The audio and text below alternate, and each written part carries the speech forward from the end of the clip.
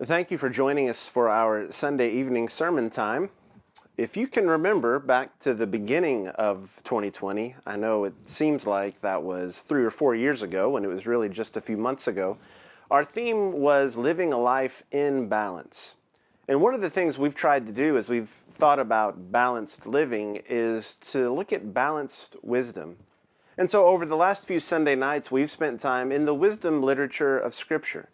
The writings of the Psalms and Proverbs, books like Job and Ecclesiastes, to try to see what kinds of wisdom would be helpful for us as we navigate these challenges today. And as we've done so, you've probably noticed that we've talked a lot about what our culture expects of us. What are the modern cultural expectations of the average American living today in Columbia, Tennessee? And when we use the term culture, sometimes that's hard for us to define. What exactly does that mean? What does it include? What does it not include?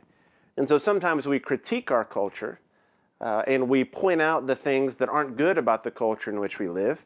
But we also know that our culture isn't all bad. It's not made up only of negative things. There are a lot of good things happening in our culture. But by the same token, we know that not any culture is all good. That even when things seem to be going well, there are issues that we need to be on the lookout for. And I like the way that James Emery White has defined culture. He describes it this way: it is the world in which we are born, as well as the world that is born in us. In other words, culture is the world in which we live, but it's also the world that lives in us. And I think that definition is helpful for a number of reasons. Number one, it's helpful because we realize the culture we live in can't be boiled down just to one or two things. It's a complex environment that we're involved in. Just like it would be hard for a science teacher to boil down the way our environment works on Earth into just one 20-minute discussion, there are all kinds of things that play into the way we live in the world we do. It's the way God created it. The same is true for our culture. There are all kinds of things that are involved in the culture in which we live in. And secondly, I like this definition because it reminds us there are some elements of culture that we will never be able to control. The world that's around us. I will never be able to control all the aspects of the world that goes on around me every day. But I will be able to control the world that is born within me. And so when we think about the kind of world that's born in us, that's the thing we're really wanting to focus on as we look at the wisdom literature. And one message that comes to us loud and clear from our culture is that we are expected to be successful. Now, I don't know what success looks like for you in your business, maybe in your line of work, your occupation. Maybe if you're in school, there's a particular way that you want to proceed and success looks a certain way when you're in that program. But chances are, no matter what aspect of life we're in, all of us want to be successful and all of us are told that we should be successful.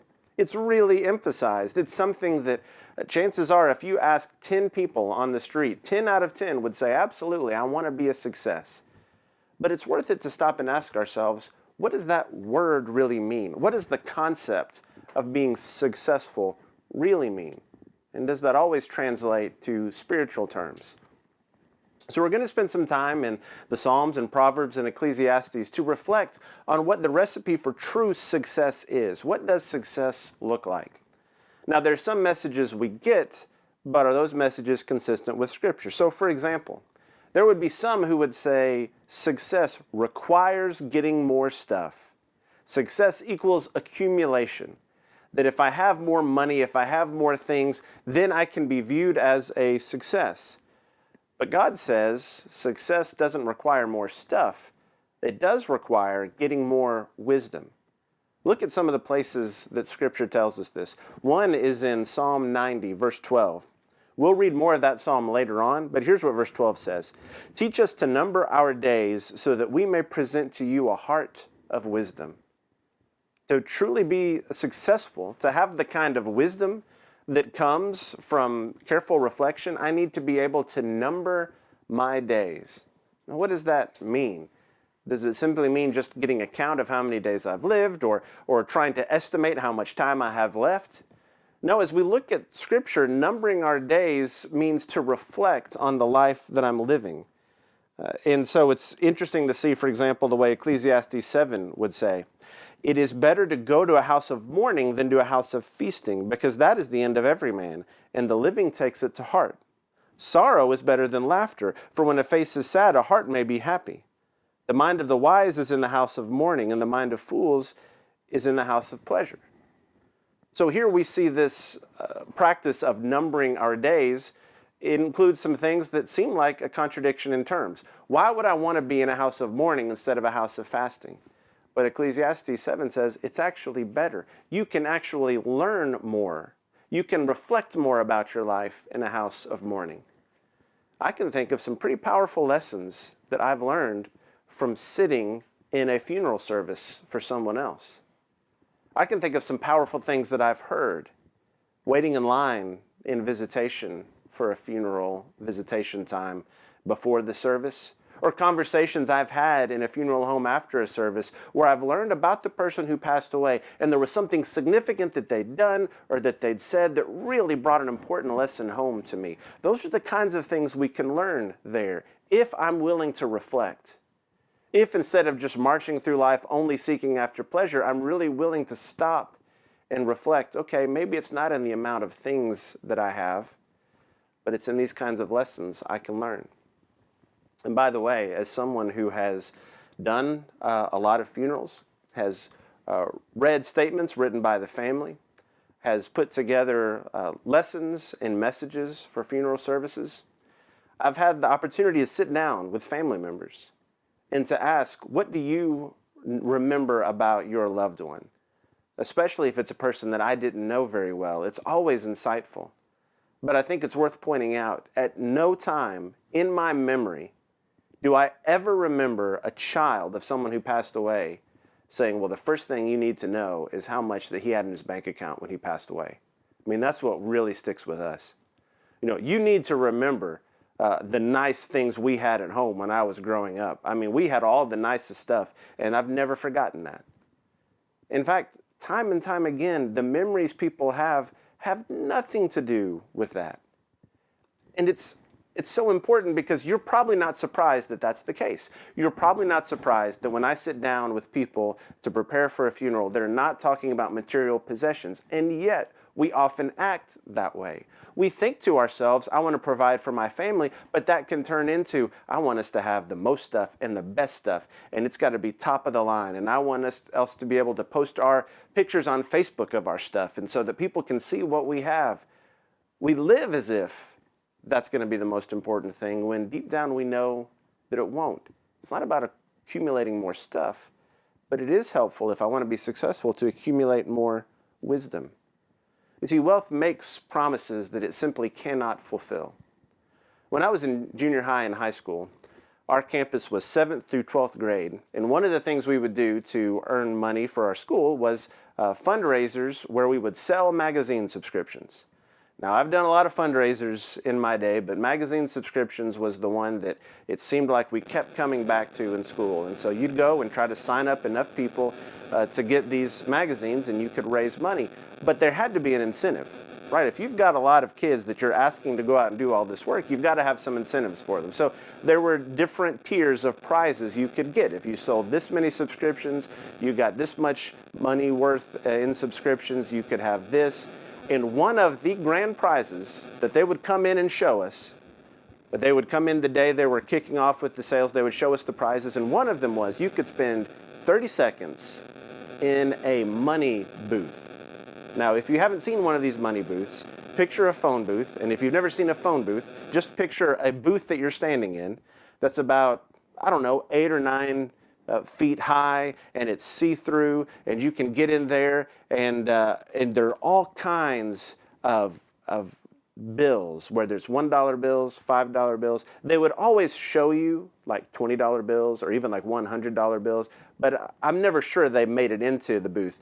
But you'd go in there, and there were these blowers at the bottom, almost like really powerful leaf blowers, and the money would just be spinning around you, and you had to grab as many bills as you could, and you got to keep whatever you grabbed. And so they would come in at the beginning of our magazine sale, and someone would turn the blowers on in the money booth, and you'd just see a tornado swirl of dollar bills. I mean, it looked incredible.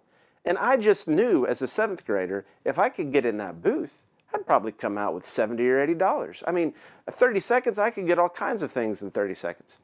So as we went through the magazine orders, I never got to that tier where you could do it. But there were usually one or two people who would do it. And so at the end, when we were concluding our magazine sales, we came into our assembly. They had the money booth going. It's really exciting. And it was always amazing to me that the people who got in the money booth never left with that much money. They would grab things, and it's harder than you think it would be. And they would tell you you're not allowed to grab the side. You can't. You've got to, just keep it all to yourself. And you couldn't bring anything in there that you could open up and just catch a bunch of money. And you had to do it with your hands. And so a lot of times people would leave with maybe $15, maybe $24, $25, all in ones that they'd managed to grab. And of course, I didn't realize at the time that was the cost of probably one magazine subscription. And yet they'd gotten these people to sell so many others. It was a pretty good incentive. But when you think about the way wealth works, it makes a lot of promises like that, especially when we're introduced to something that we really like. And we just like that swirl of dollar bills in the money booth. And won't that be incredible? And we envision what it would be like. But when we get there, when we get inside the money booth and when it's really time, it never really works out the way that we plan it to. We always have expectations that are up here, and then when we get involved, it's made promises that it can't really deliver. And yet, it's interesting to see how godly wisdom continually delivers on its promises. Now, all of us, if you're watching this on any kind of device, that means you have access to wealth that a lot of the world doesn't have access to. Even though we don't feel like it, Americans are wealthy people, comparatively speaking. And yet none of us would put ourselves on the level of Solomon. I mean, think of the things that Solomon had at his disposal: gold, silver, ivory, animals, horses, chariots, spices, clothing. It would be hard for us to imagine what it would be like. But Ecclesiastes tells us that didn't provide meaning. That didn't provide purpose. And notice the way that he emphasizes, as he's going down this list of things that didn't provide meaning, that even wisdom, that's just the mere accumulation of knowledge in and of itself, doesn't get you around the challenge of death. So here's Ecclesiastes 2, verse 15. Then I said to myself, as is the fate of the fool, it will also befall me. Why then have I been extremely wise? So I said to myself, this too is vanity. For there is no lasting remembrance of the wise man as with the fool, inasmuch as in the coming days all will be forgotten, and how the wise man and the fool alike die. So even if it's just the accumulation of wisdom on earth, if I read a lot, if I study a lot and have a great deal of wisdom, that can be very helpful, just like wealth can be helpful, a tool for us to accomplish something. But it doesn't get me out of death. The wise man and the fool both experience death. So it's a certain kind of wisdom that can deliver. Here's the way Proverbs 9 and verse 10 describes it. The fear of the Lord is the beginning of wisdom. The knowledge of the Holy One is understanding. It's godly wisdom. It's knowing His word. It's knowing His will that gives us something that we can hold on to, that will truly give us success. Some would say success exists in accumulating more stuff. God says success begins with accumulating more wisdom. But we also have some who would tell us that success requires filling our days with pleasure, whereas God tells us success requires filling our days with meaning. And those are two different things. Pleasure can be tempting. It's even described in Scripture as being seductive. In Proverbs chapter 7, we get, especially in those early chapters of Proverbs, an image of a father warning a son about some of the challenges he'll face. And one of those is the seductive call of the harlot that's described in chapter 7. And she comes up to the son, and she's dressed in beautiful garments, and she's made preparation at home, and she's enticing the son to come and to lie with her, and she's got plans for them all night, and it goes into some detail in Proverbs 7 as to what's going to happen. But what the Father tells us is that when you see this scene lay out, you don't realize, the Son doesn't realize, but he's being led as to the slaughter. That he's being led to a place where nothing good is going to come from it. It's a vivid picture of decisions that we make in the heat of passion or in the grip of temptation. And it's important for us to realize that pleasure is an element of temptation. We wouldn't be tempted to do things we shouldn't do if there wasn't some form of pleasure there, but it's never going to be lasting. It's never going to be anything we can sustain. And we seem to live in a world that's addicted to pleasure, that's addicted to feeling good. And we want to get our fix from this source or from that source, but it's about how we feel, and can I feel good, and can I feel better? And if we keep chasing that, it's going to be a never-ending struggle. It doesn't lead where it says that it will. The thinker Augustine described a God-shaped hole or vacuum in our hearts. And I think that's an important picture, because there's nothing that we can ever do to gain pleasure that will fill that need that we have, that void that we identify. In comparison with pleasure, Proverbs 8 shows the voice of wisdom crying out in the streets. And the voice of wisdom reminds us to heed instruction. It reminds us that pleasure in and of itself doesn't necessarily provide meaning. Now, that doesn't mean there are some meaningful things that can give us pleasure. It doesn't mean we should go through life acting like we don't enjoy anything, or acting like none of the blessings we have from God are worth smiling about or worth laughing about. It just means that if all I'm seeking is pleasure, the only things I will get are temporary. But if I'm seeking God's wisdom, if I'm looking for ways to make my days meaningful, to make them really consist of something solid, something that I can build a foundation on, of joy and of satisfaction. If I'm doing that, there'll be some pleasure along the way, but if I'm seeking pleasure, I'll never be able to build that foundation. Some say success requires just filling our days with pleasure. God says it requires filling our days with meaning, with meaningful activity, with serving Him, as Colossians would say, in everything we're doing it is to the Lord. And lastly, as we think about the role our culture gives to success, some say success requires doing whatever it takes to be victorious in this life. And God says true success requires doing whatever it takes to be victorious in the next life. Doing whatever it takes is pretty common advice today when we're thinking about what it takes to really gain success. I mean, if you just do a Google search for success, you will find articles that say, well, you've just got to do whatever it takes, however many hours it takes, however much dedication it takes, however much money it takes to fund your venture. You've just got to do what it takes to be successful. And there's certainly truth in the fact that if we don't work hard, we're not going to reap the benefits of that work. But what does that phrase, whatever it takes, really mean?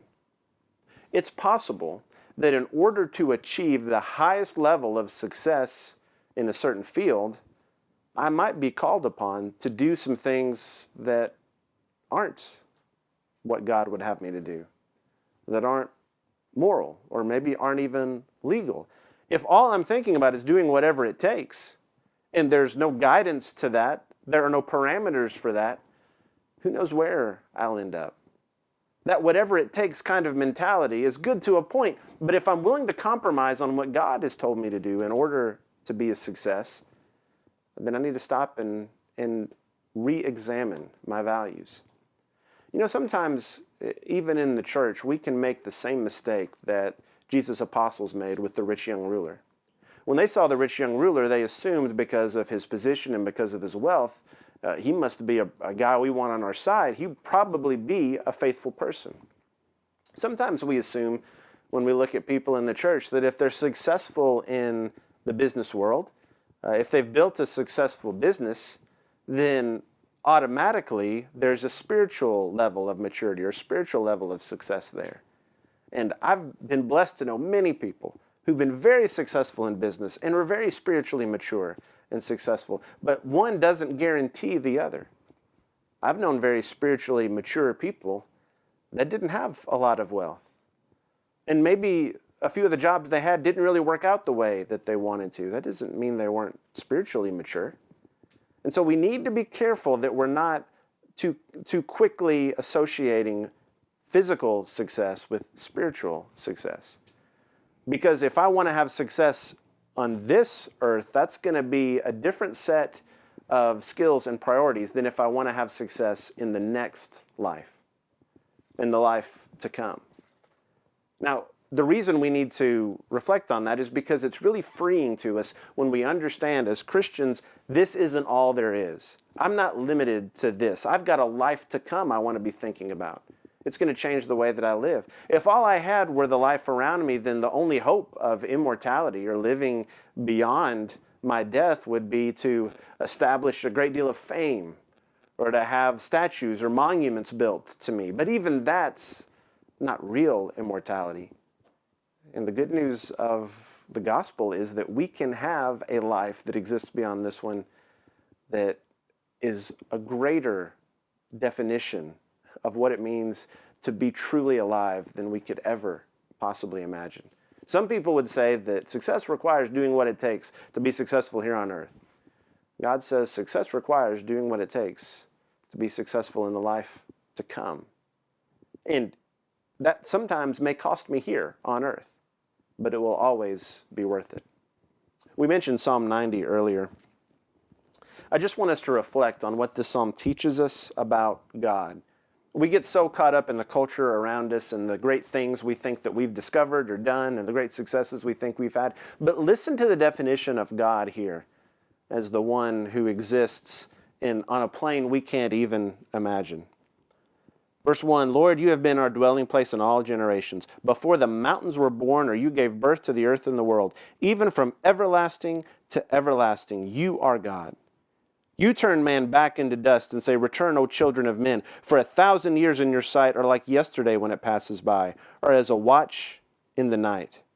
You have swept them away like a flood. They fall asleep. In the morning they are like grass which sprouts anew. In the morning it flourishes and sprouts anew. Toward evening it fades and withers away. Verse 10, as for the days of our life, they contain 70 years, or, if due to strength, 80 years, yet their pride is but labor and sorrow, for soon it is gone, and we fly away. Do you see the contrast there? We're thinking about success on our terms. And did you notice the way the psalmist describes the brevity of our life compared to the immensity of God's? I say we follow his advice for success, no matter what our culture tells us. This can be challenging because sometimes it feels like if I'm just focusing on the world that's born in me, I can't control the world around me, but the world that's born in me, sometimes it feels like that's not much of a difference. Yet if you were to take a flashlight or even a candle and you were trying to judge the quality of the light, you wouldn't look at the light itself. You would look at the effect the light had on things that were dark, right? That's why we need flashlights in the dark. Even a flashlight that we look at noon might not look like it has much light, but we judge it by the effect it has on others. We might look at ourselves and our influence and say, there's not really much I can do to change the culture around me. There's not much that I can impact. Instead of just looking at ourselves, why don't we look for ways to have an impact on others, to shine light in places that are dark, and to give people light who are looking for it? I hope we can do that this week. We can't change the whole world, but there might be one or two things we could change. And if we put enough of those little things together, it could make a big difference. I hope that you'll take the opportunity this week to find ways to shine light and to focus on what true success looks like. It may be that you need to become a child of God, that you need to put Christ on in baptism. Please connect with us online, stop by the church office. We would love to talk with you about that. If you're a member at Graymere and you need prayers or are other concerns you have, please call one of our shepherds. Let them know. They are praying for this congregation and are thinking about our future and making important decisions constantly, and they would love to hear from you and to find out ways they could be a blessing in your lives.